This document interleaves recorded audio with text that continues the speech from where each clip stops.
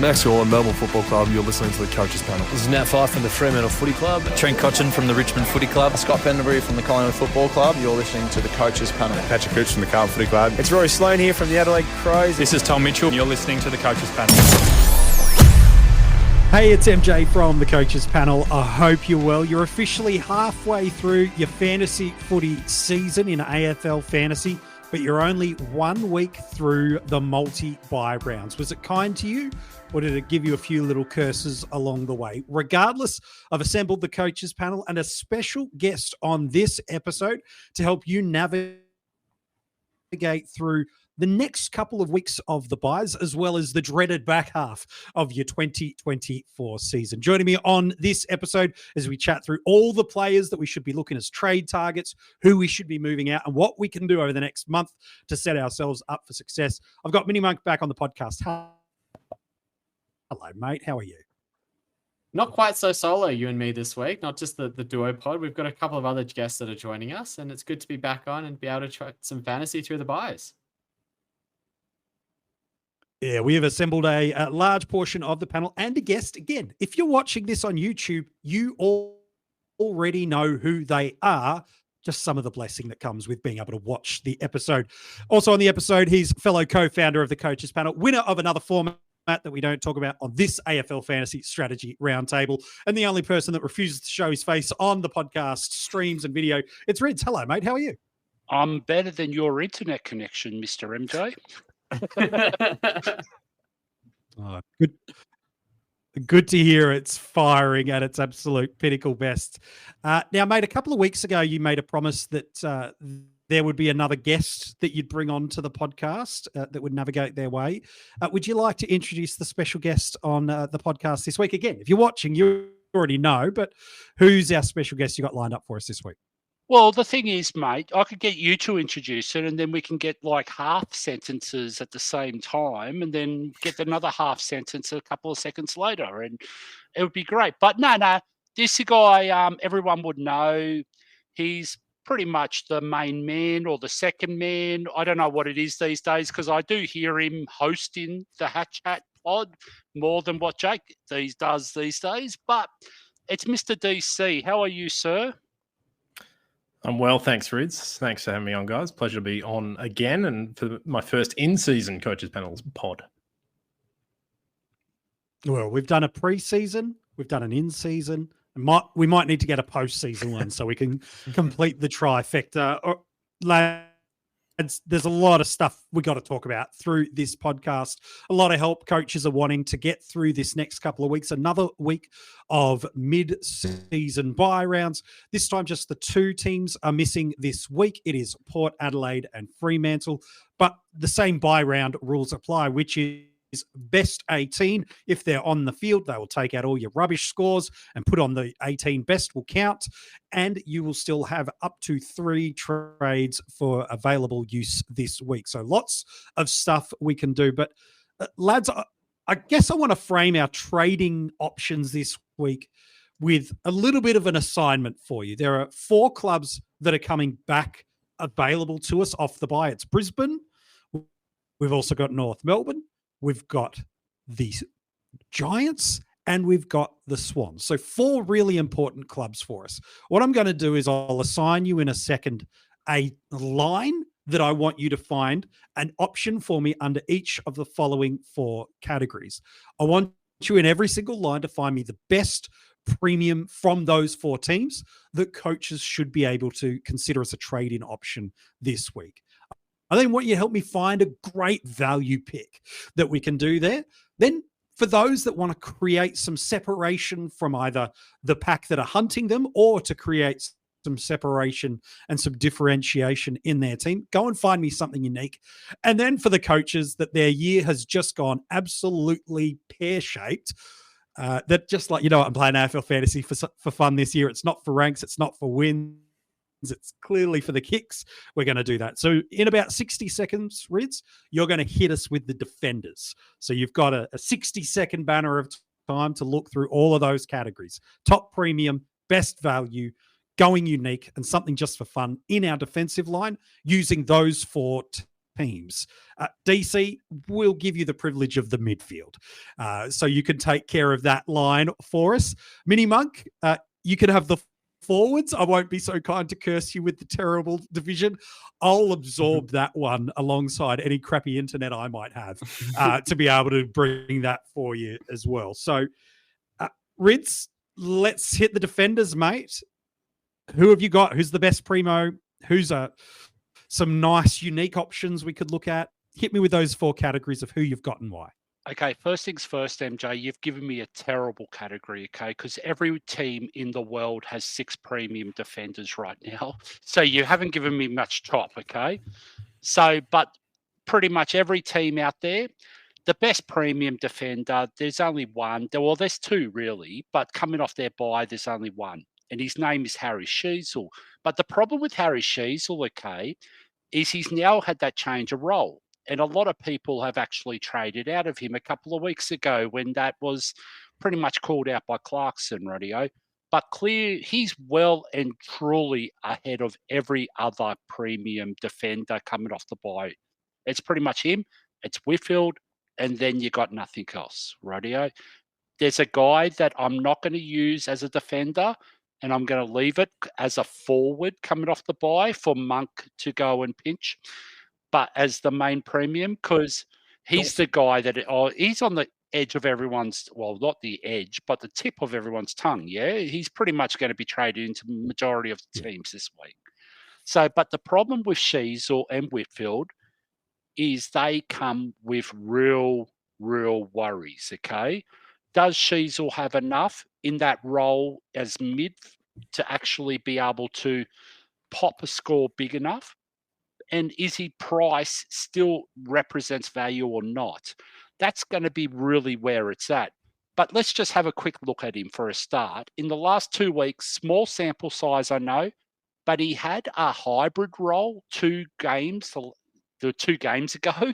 I'd like to say last week and the week before, but it's not because we've had the bye. He scored 119, but the majority of that was when he rolled back into the backline role that he had after whoever it was that got injured at the time, and he went and started doing everything, okay? Last game, though, however, we saw a predominantly full midfield role against Port Adelaide. Now, Port Adelaide is a very restrictive midfield matchup by nature. Whether they were or not without Rosie and a few others in the team at that point in time is questionable. He still scored 106, but he had 88% CBAs the last game. He didn't roll back into defence. He was actually going from midfield, pushing back and actually getting into the transition points as part of that. So I actually think he might be 100, 105 mid, like potentially between now and the end of the year, which means technically he's our best premium defender coming off the bye. The question would be, though, if you flip it, are you willing to trade out of a Sheezel or a Whitfield coming off the bye? That's going to be the more intriguing conversation, not whether you're going to trade into them, but whether you're going to trade out of them, because there are other categories around. I also mentioned the guy that Monk will pinch as the premium later on, as the premium forward. There are options that you can actually do a little bit of a swing-a-ding, free up a bit of cash if you don't like some of the rookies this week. So a Sheezel to like whoever it is, and I know I'm trying to be mysterious about the name, but I'm going to jump into my value pick. Nick Haynes. Please. I think Nick Haynes right now is representing amazing value. He was not as much as a couple of weeks ago, but his last 3 average in this role since he was sub is 94 in this role as that halfback Ash went out injured. He's still got another 2 to 3 weeks with that calf, and they do tend to linger. And Nick Haynes is actually priced 75 right now. So I think he's absolutely an option moving forward to make a bit of cash, get you through the buys, and then to upgrade to whoever that means, okay? Now, I think the other category I had was most fun. The most fun one is clear, Mr. That Remco. unique, yes. Oh, well, they're both same thing, yeah? Most fun, Okay. unique, because no one's going to be on this guy. He's not even a defender yet, the guy that I'm going to mention, okay?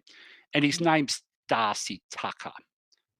So last round, he came back into the North Melbourne team and he absolutely racked it up. But what you'll find, okay, is he wasn't part of the kick-in structure or anything like that.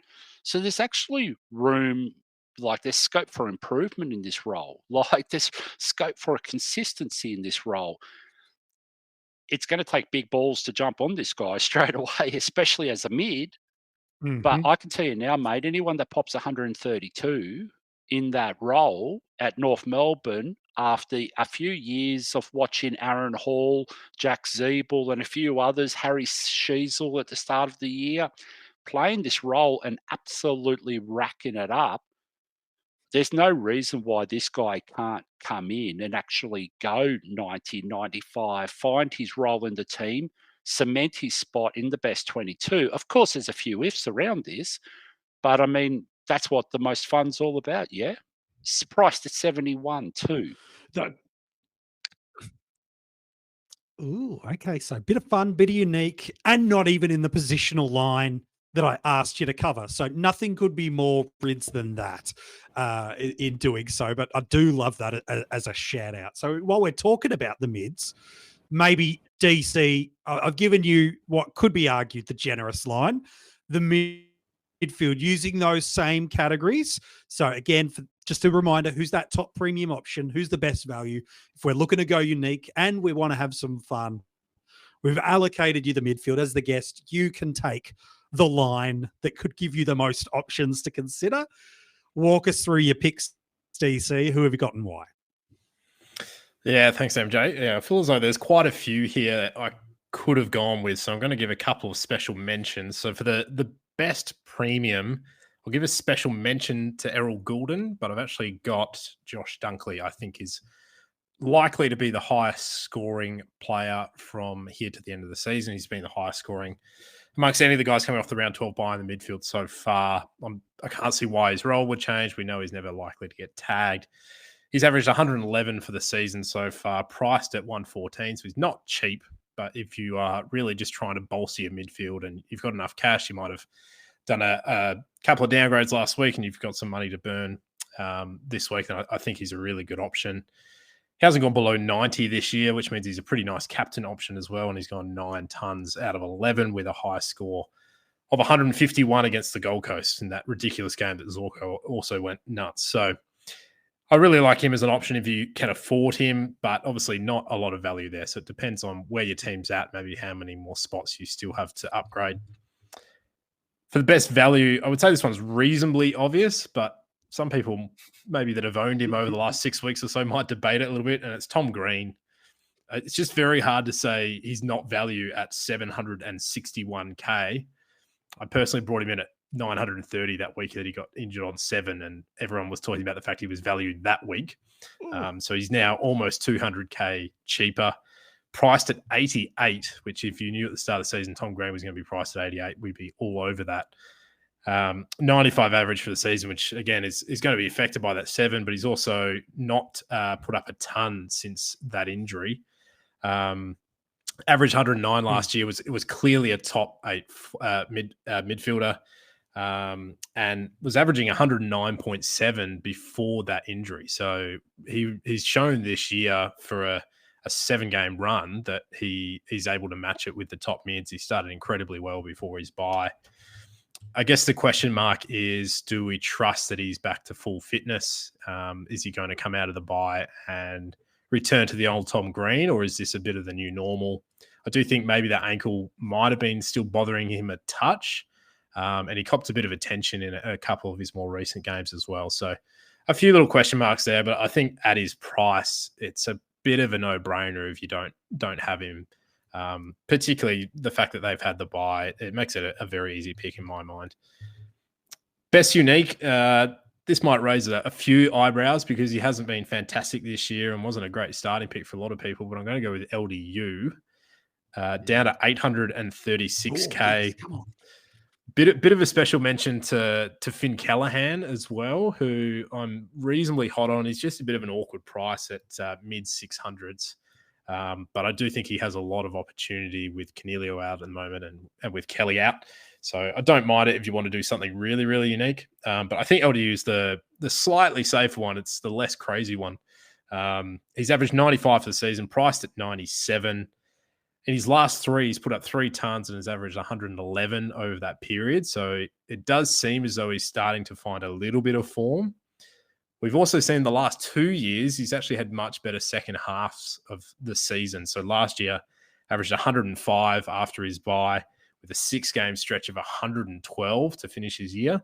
And the year before, he averaged 106 after his bye as well. So he does tend to have better second halves of the season. So it'd be interesting to see where that trend continues for him.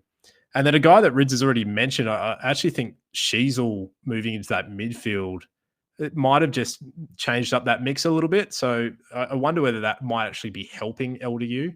There does seem to be a bit of correlation there.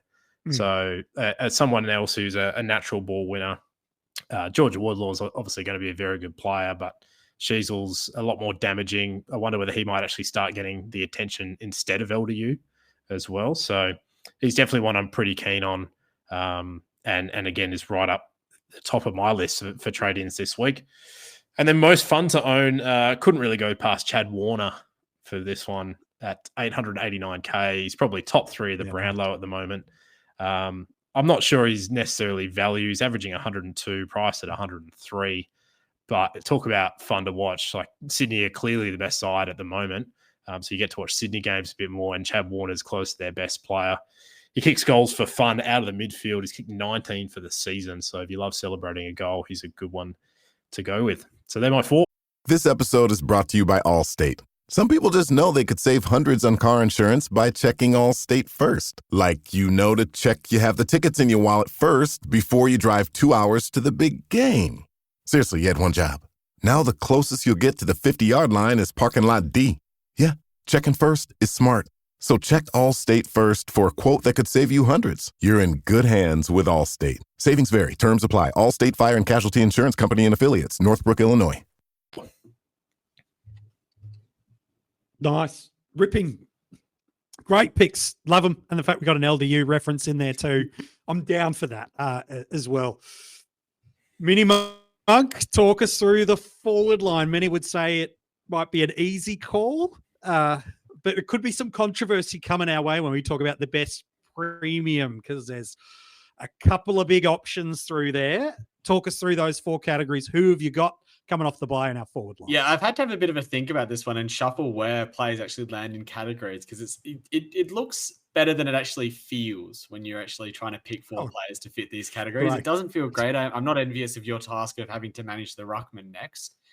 But for premium, I've actually gone with Zach Fisher. And the reason why I'm comfortable calling him a premium is because of how well he's scored in his last 3 games. He's going at 112 in his last 3, which I think puts him either first or second for forwards at the moment. And to think that you can get him for, that price tag at the moment it's just absolutely ridiculous. He's priced at 750K. He's got 112 his last 3, 95 his last 5. The run should be fine. Sheasel's clearly moved into the midfield. There's no McCoach again this week. We don't know how long until he's back. So I think that he is the premium to trade in. In terms of the value, this might raise a bit of an eyebrow to some people, but I actually think that Tom Powell still actually presents value. I think it'll take a very brave coach to trade into him, but he's averaged 84 for the year and he's only priced at 76. And he actually hasn't had that bad of a floor. He's only had 1 game where he's had a really, what you would call a stinky score, which he scored a 34 in against Adelaide. And then everything else has been 70 and above. But what really kind of makes me look at him a bit more is that his CBAs have decreased a little bit over the last 3 weeks, but his scoring consistency has actually gone up. And the fixtures that he's been able to manage those scores in haven't been the easiest. His last 3 have been Gold Coast up on the Gold Coast and then played against Port Adelaide and Essendon, which are notably quite restrictive teams. And the reason I've had to be a bit weird with my shuffling will come as with regards to the unique, because I'm actually going Peatling as the unique. And you might be thinking, why are you trading into a guy who scored a 57 in his last game? What's up there? He's still averaging 80 in his last 3. And the other thing that I noticed is that he's had a really big CBA bump. There's no Canelio, there's no Kelly. There has to be some sort of body that goes into the midfield. I'm not sure that Ward is going to be the player that's going to be up to going into that midfield for an extended bulk of time. So I can see the world where Peatling gets 40 to 50% of CBAs. And with the fixture coming up, I can see a world where he presents, a lot of value because he is, a very unique player. He's going to be a lot of value. And then in terms of the fun to own, is there really any other player that you can have in the fun to own category from any of these teams, bar the one, the only Toby Green?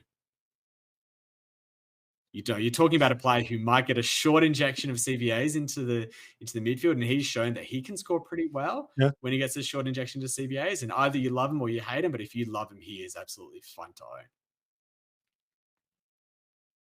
It's true. It's true. I didn't know where you were going with that setup of a fun to own, but you got me. So well done. My fun to own is definitely not fun to own. We'll see how we go. I'll bring us home with the rucks. This is the Mordor of the line right now because politely, the only reason you're looking to trade into a ruck mostly this week is if you're a Jordan Sweet owner and you don't want to admit that you've been anywhere near a Jordan Sweet owner because it's just been a chaotic 6 weeks. Maybe you're an LJ at R2 as well, but politely, if you're looking for a ruck this week, you've not got Gorn. You've probably already owned one of the options I'm going to mention to, if not 2 of them. The ruck's a bit of pain point if you are looking for a ruck this week. Adeline, let me walk you through the categories. I think probably the best premium in terms of from now to the rest of the year, based on matchups, I'm probably just going to say is Brodie Grundy at 886K. If you look at the next 5 weeks, 4 of them are really favorable matchups. They're all green matchups, according to DFS Australia. He's pretty much his last 5 is running at his seasonal average, and pretty much outside of round 2, he's not really burnt coaches too bad. I know Cherry's probably the other name you could throw into the mix through that, who's comparable in a bunch of different lines, and we'll talk about him. But to me, Grundy, based on matchups, should be a stronger performing option over, in contrast to Tristan Cherry over the next 4 to 5 weeks. If you're looking for value, not mentioning Soldo, don't worry. It could be a Kieran Briggs. He's coming in at 753K. 4 of his top 5 scores have come in the past 6 weeks, and he's going on an average of 96. He's a guy that last year we trusted him to be a 100 guy. I'm not so sure he can be that for the rest of the season, but if you're looking for some value, he's probably one of the only 2 options. If you want unique, I wanted to say Braden Pruce just so we could get him on as the once per podcast, but there is not a chance you're looking at him. Your unique's actually Oscar McInerney. He's gone at 98 in his last 3. He's not even in 1%.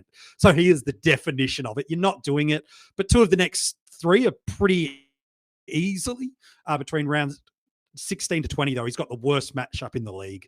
So you're not going there. If you're spending 720 odd thousand on anyone this week, you're looking in a forward line or a midfield line. You're not looking to touch the rucks whatsoever. And fun, politely, I've only got one other category and one other player to mention. So it's the big Tristan Cherry in there at 849K.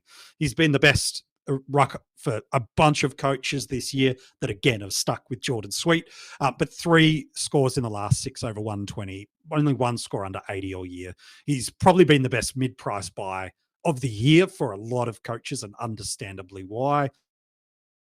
But again, politely, unless you're sucking it up with a Sweet or a Jackson at R2 over this week, you're just not really looking to do it. Most people have a combination of Grundy, Cherry, Gorn, Marshall, or English, and maybe used a Jackson through there with some colour last week to get themselves out of jail. But politely, it's the division of all of the 4 that the lads have walked you through on this episode that you're probably not needing too much time and support. As we've heard, everybody's top premium option, best value, something fun and something unique. Does there feel like there's any DC introduced the phrase on the podcast, certainly not into the human language, but certainly into this of some notable omissions that are there. Are there any notable omissions that you've heard someone mention that you go, well, what about this, DC? You got something for us? Yeah, there's a couple. And I wouldn't say they're necessarily big names. The first one is Lecalia as a defender. I don't think there's too many defenders at the moment that are cheaply priced that are coming off the bye. But if we remember back, he had that fantastic game just before his bye. I think he's priced low to mid 300K. So he's not really rookie price. He's a little bit inflated. I'm not sure he's going to be a huge scorer, but I do think he's going to get a run of games in the team now on the back of that performance. And even earlier in the season when he's come in, he's shown that he's capable at the level. He's a high draft pick. I think GWS are going to want to get some games into him. So he'd probably be one I'd be interested in if you need a downgrade in the defensive line. And then the other one, which is not really an option to bring in, but I think his status actually affects a couple of the other picks, in particularly Zach Fisher and Darcy Tucker, is Colby McKercher and his timeline from return to injury. He's still listed as a TBC for his foot stress injury. So, but if we do hear that is looking like it might only be a week or two away, one, you need to be keeping an eye on Colby, because I think he is going to be a decent option when he comes back in, if he's still got that role. But then two, what does that mean? I think particularly for Tucker, but also for Fisher as well. So he's definitely one I'd be keeping tabs on, even if it's not immediately as a trade-in option. I just wanted to touch on Lecalia a little bit.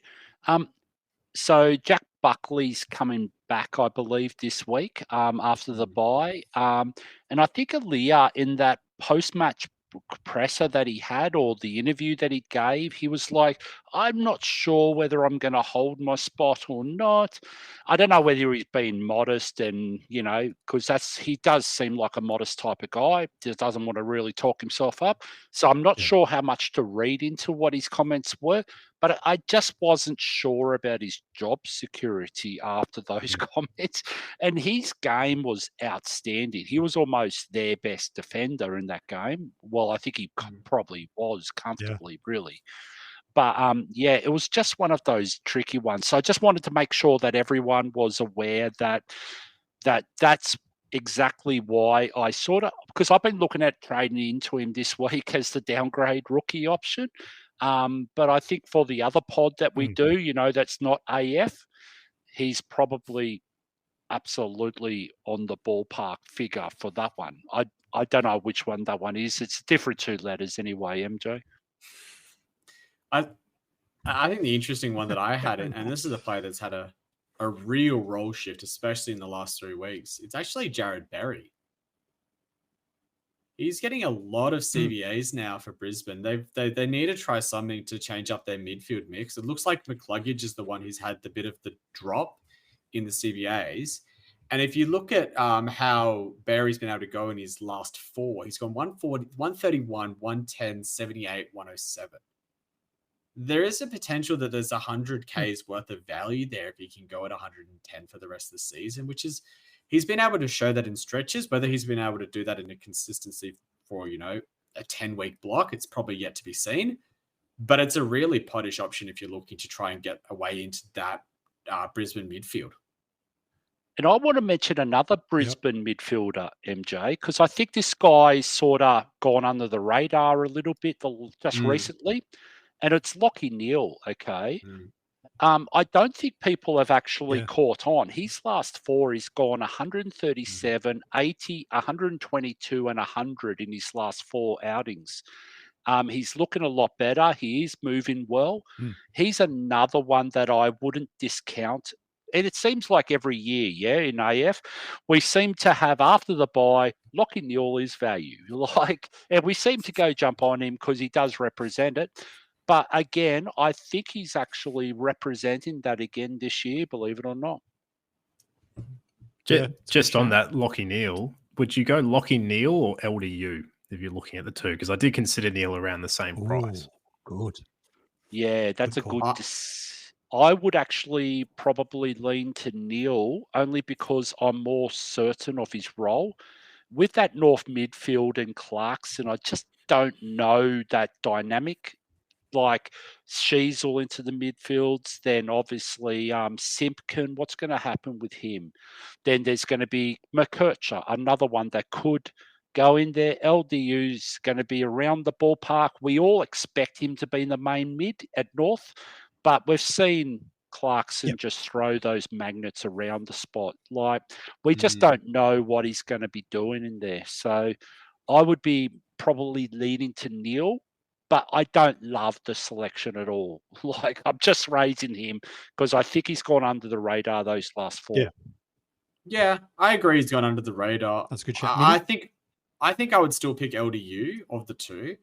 I get that the midfield mix might change, but you still need someone to be the stalwart in there. And LDU is a player that North Melbourne have to build their side around. He has to be that primary mid for them. And the North Melbourne run from now until the end of the season, particularly for inside midfield, is very good. And so if you didn't own LDU, I actually don't really have many objections as to why I wouldn't trade into him this week. Like, unless you have many other higher priorities or you just don't have the cash to get him, I think he's actually quite a good buy this week. Yeah, it was actually the same point I was going to make. Like was it? Especially PC. Yeah, I was just going to say it was the same point I was going to make about his fixture, which I glossed over, actually. I should have mentioned that when I first spoke about him, but he's got the Eagles first game coming back. He obviously plays for North Melbourne, so their fixture is probably a little less important because he's playing for North Melbourne. But, yeah, I mean, they have to play the Eagles twice for the rest of the season, and their last 5 games to finish the season, this is probably more important if you're playing for leagues, but they finished the season with Geelong, Richmond, West Coast, the Bulldogs, and Hawthorn. So it's a very, very soft finish to the year. And I would say if you're going to be going against the Eagles and you're an inside midfielder, this might be the week to do it because there'll be no Harley Reid and there'll be no Tim Kelly. My one concern with him this week, and it's one of the few reasons I'm slightly put off going for him, is that Dom Sheed's actually been doing some tagging jobs. So if they decide that with Reid out, they need to shut down one of the opposition players, I still think he's probably the first target. But as I said, I think Sheasel's potentially more damaging by foot, so maybe he starts getting a bit of attention as well. Yeah. The other thing I want to throw out there as well is, would you do LDU or would you save $100,000 and go for a Tom Green, for instance, or the better part of $100,000, especially with the limited downgrade rooks this week? It's just one of those little dynamics. And again, it's going to be really, what's your makeup of your team? What are the premiums you've had go through? If you own a lot of round 12 premiums like Zorko, like, that others may not, Goulden, Dunkley, those types, you probably do have the availability and the options to go into a round 14 or 15 by mid in that instance. So it's going to be really, really specific to what your makeup of your team is already. I guess my main thinking with regards to that and with regards to splitting LDU and Tom Green is that if you're going to pick one of them this week and picking another the next week, because in reality we only get 2 additional teams next week that we want to pick from in Port Adelaide and Fremantle, LDU has a break even of 80 and is coming against West Coast this week. Whereas if you're going to be going for Tom Green, he's got a break-even 106 and he's coming against Hawthorn this week, who have been a bit more restrictive to inside midfielders over the last few years. They've been getting good and they've had Will Day come in back into that team. If you can wait that week on Tom Green and still get him at around about that 760, 770K marker and also get LD. Ryan Reynolds here for, I guess, my 100th Mint commercial. No. I mean, honestly, when I started this, I thought I only have to do like 4 of these. I mean, it's unlimited premium wireless for $15 a month. How are there still people paying 2 or 3 times that much? I'm sorry, I shouldn't be victim blaming here. Give it a try at mintmobile.com/save. Whenever you're ready. $45 upfront payment equivalent to $15 per month. New customers on first 3-month plan only. Taxes and fees extra. Speed slower above 40 gigabytes. See details. You this week, that's a way that you could look to play it. Yeah, absolutely. It is for sure. There's an interesting player that I think is getting a little bit of conversation, but I want to put him on the agenda for you both. He's owned in, not both, all 3 of you actually. He's owned in 25% of coaches own Jeremy Sharp.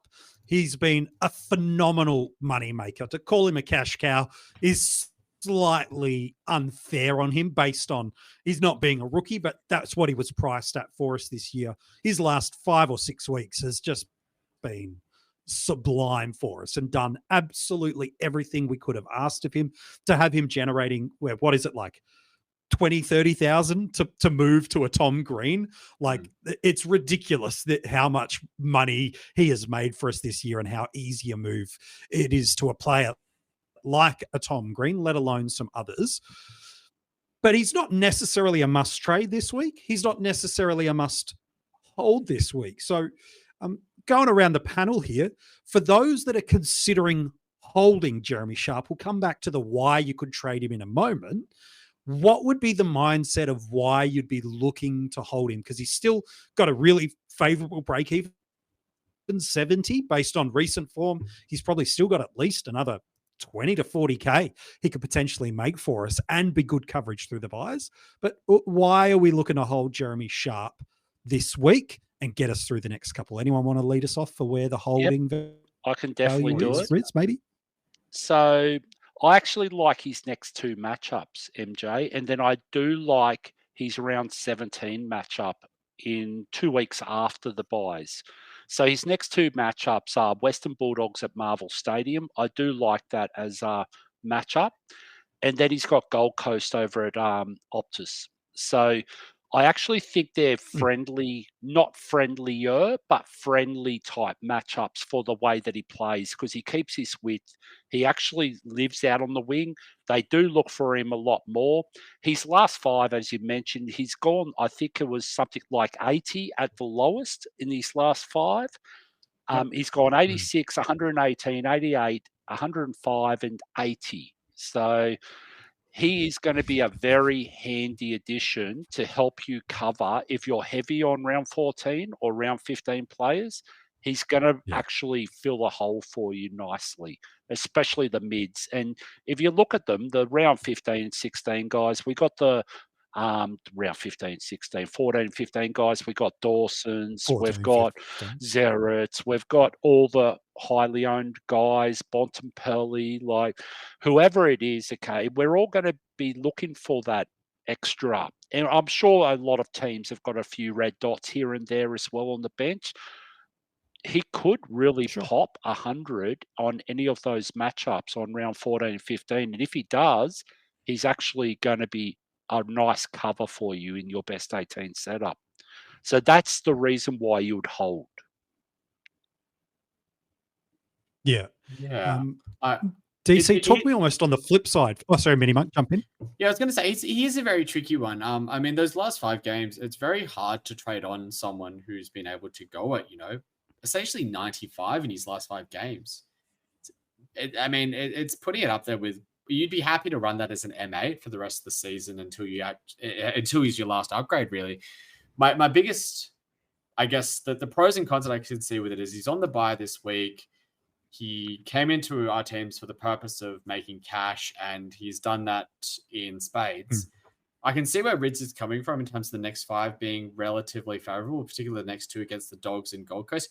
But I would just caution that his worst score of the year so far was actually against the Dogs at Optus, and what you would consider to be a relatively friendly matchup, and he only managed a 39. I mean, if he goes that next week, he's not only just stole his cash, and he's on the way back down, and his break even probably skies to about 110, 115 off the back of that nearly. You'd want to be holding through Gold Coast, through Sydney, through Richmond, through Hawthorn, and probably just flipping it round 19. So you kind of have to go in for the whole shebang if you're going for it. But there is a world where he still is able to manage an 85, 90 average over the next 5 weeks.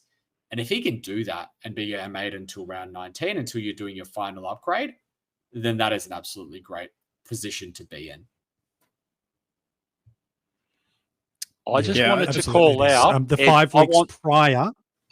Sorry, I just want to push over to DC in a sec, but I just wanted to add one more thing, okay? Yes, that's where we're sitting. You've got bigger issues in your team right now, whether it's his name is Harley Reid, whether it's Darcy Wilson, who's got a break even of 89 and will start dripping a bit of cash.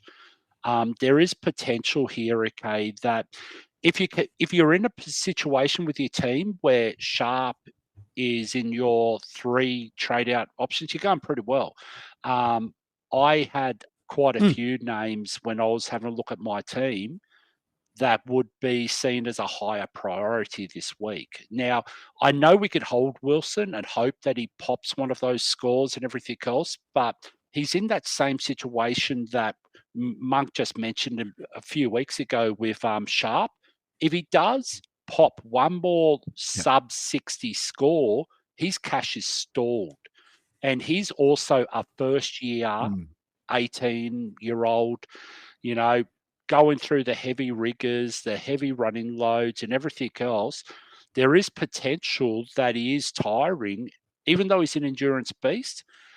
There is potential. So if it was a choice between holding Sharp on the best buy round to then utilize him in the 2 rounds after, and getting off a Wilson quickly. Sure. But it does really depend on who you're trading in. If it's a Dunkley and you need that cash and you're really big on Dunkley, I 100%, knock yourself out, because Sharp isn't going to be there in your final completed team, yeah? This is just about how you manage your buys. So Dunkley will be. There's no problems about that. Is it a trade-in options to get to Zorko?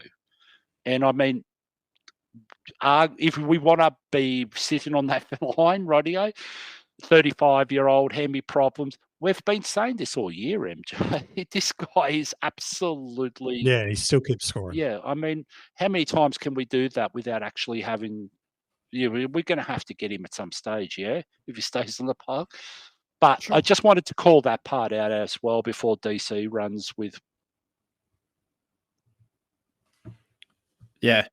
DC, your take? Yeah, I mean, there's some good points from everyone there.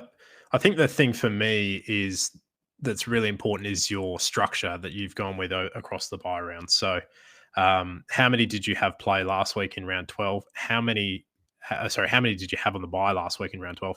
How many do you have on the buy this week? I think is really critical, because if you've only got 2 or 3 on the buy this week, you're going to find getting to 22 playing this week very easy.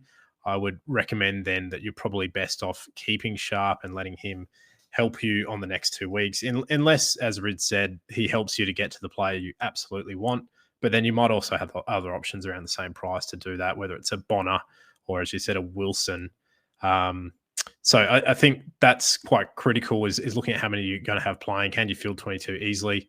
If you like my co-host on HatChat, Jake, he's got 6 on the buy this week. So it's quite easy for him to trade him, because he's probably one of his weakest players on the buy. But I do think that's a reasonably unusual setup. So I'd be on the side of keeping him for the next 2 weeks. But personally, in my mind, it's one of 2 options. You either trade him this week or you trade him after round 15. Because I think most teams are probably down to anywhere between 1 to maybe 3 or 4 rookies left on field at most. So you'd be hoping that we're getting down to almost no rookies on field coming out of the buys with the 9 trades we've got left. So I'm not sure you want to run him at M8 for too long after that, because as good as he's been, he's still only averaging 80, and you're then starting to give up 20 to 30 points to other teams with a proper premium at M8. So I think by the time we come out of the buys, you probably want to be looking to upgrade him.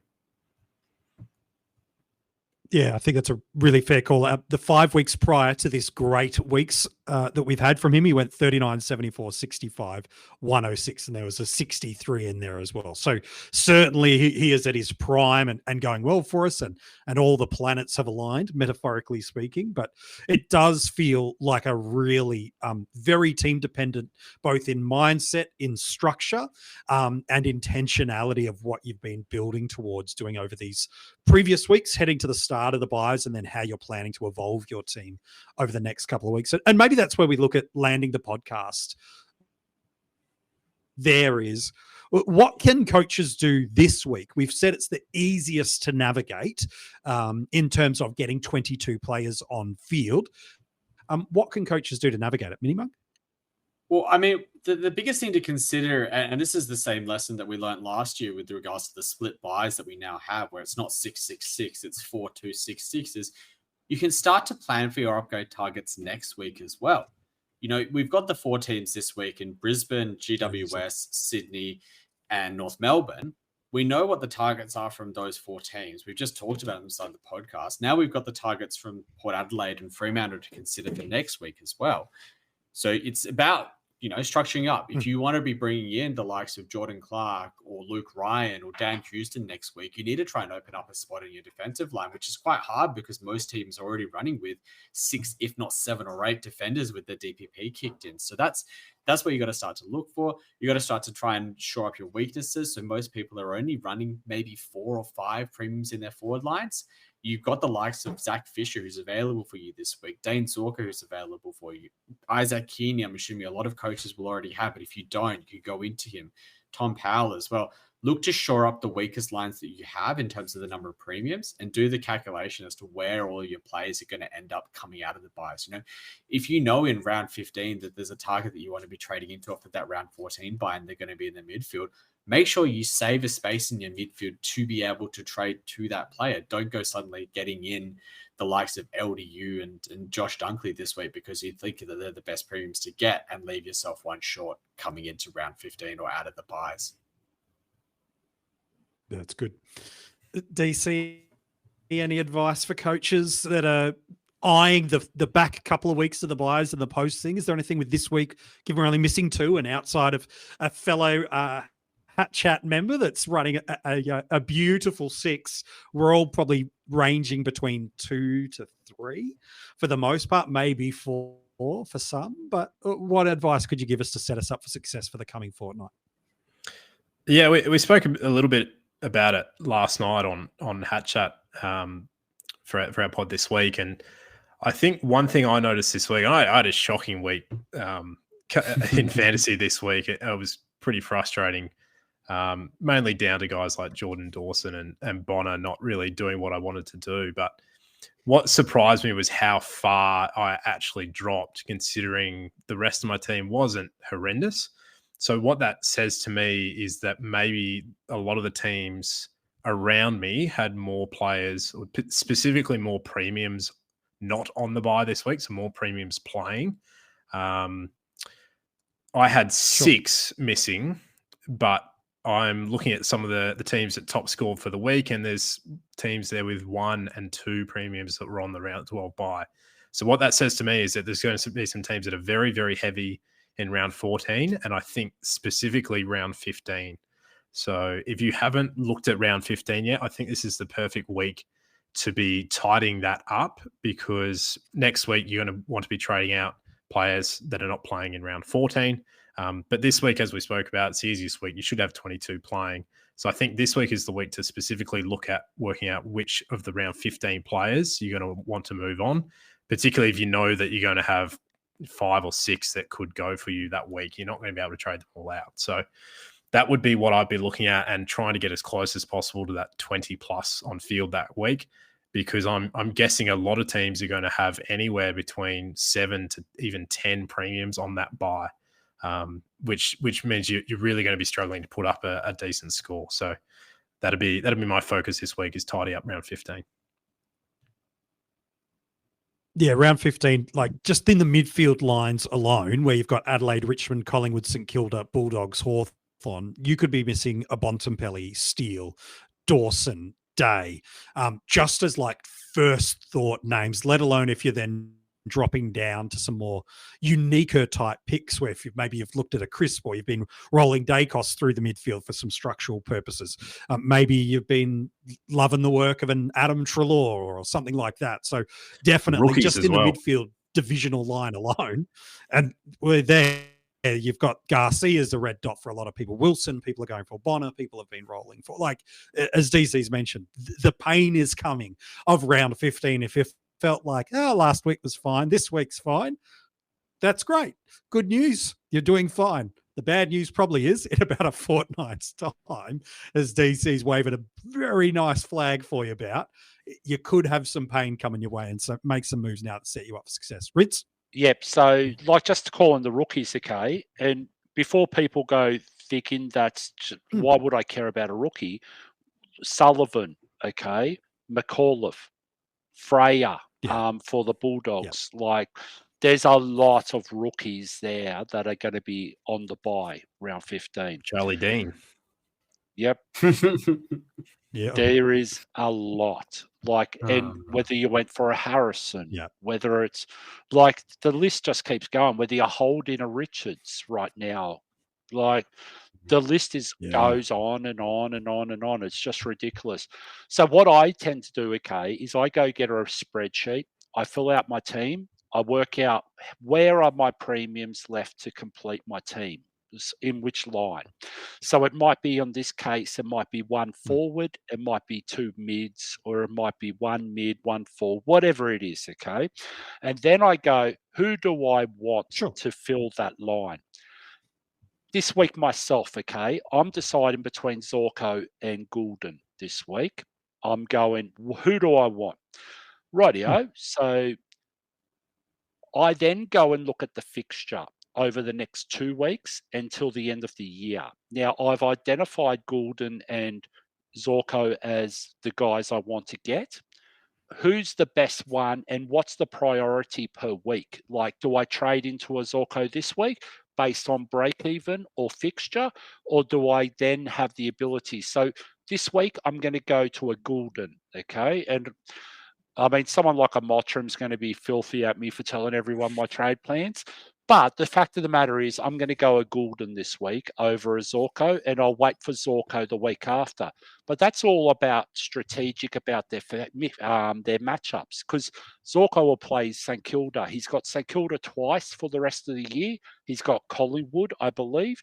He also has Melbourne in the next couple of rounds. And we saw what Fremantle defenders did to Melbourne on the weekend just gone. There's a lot of nice, friendly matchups for defenders in this place over the next period of time for Zorko. So that's why I just want to get through that first round after the bye for a 35-year-old to make sure his hamstrings do stay together on the bone on his legs without him actually going and doing something after having a break, okay, for a week. And then I'll trade into him after that. But that's how I do it. Now, others might be interested in going to a Tom Green or whatever else. I like the Goulden matchup of Geelong this week.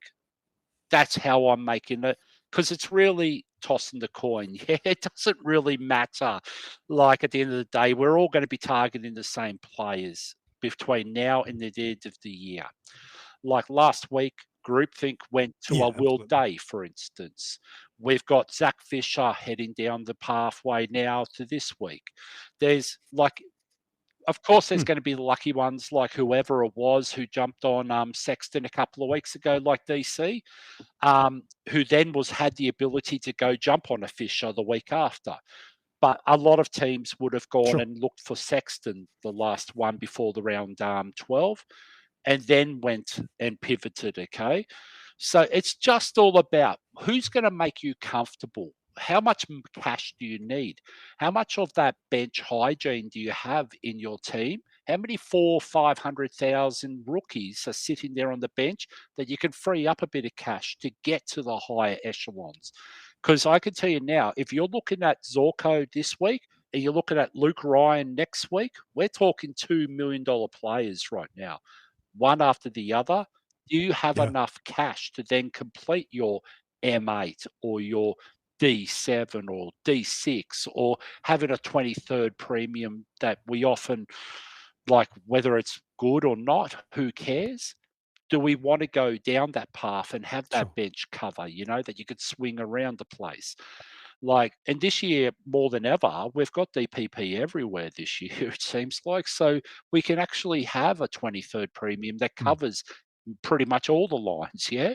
Whether it's going to be a Tom Powell and a Sexton, or whether it's going to be a Salem or whoever it is, okay, at value, we're going to have a lot of options, okay, that we can go down. So that's what I would be looking at myself. And that is what I'm looking at myself this week. Yeah, nice. Some good advice from all of you boys there, helping us navigate this round and setting us up for success over the next couple of weeks. DC, it's been an absolute pleasure having you back on the coaches panel. For people that haven't listened to HatChat yet, again, a great AFL fantasy focused podcast.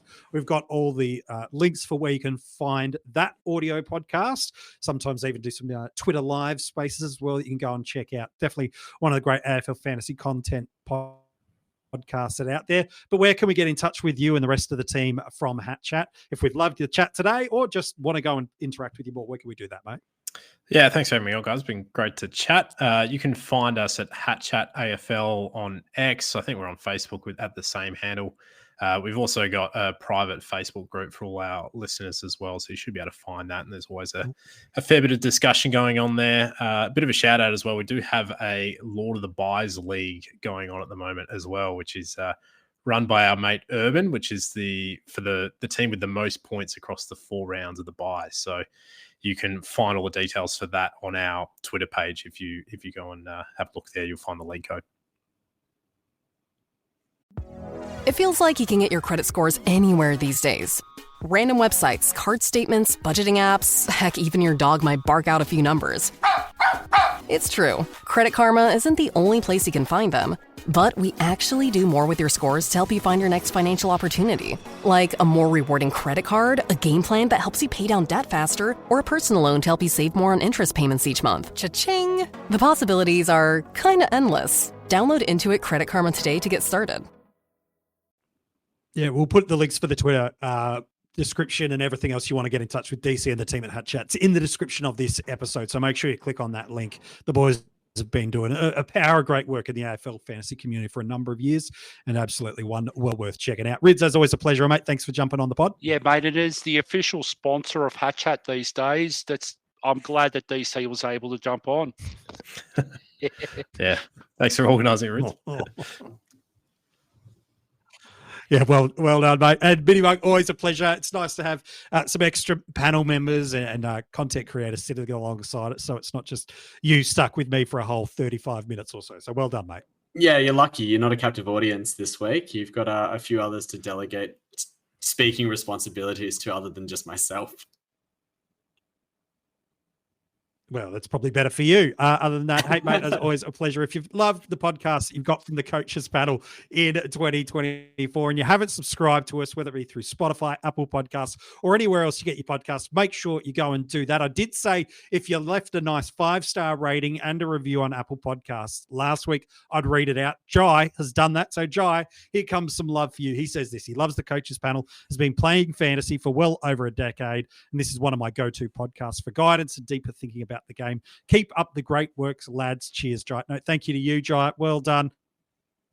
That is a shout out. If you would like a shout out in an upcoming podcast, all you got to do is leave a 5-star rating and review on Apple Podcasts.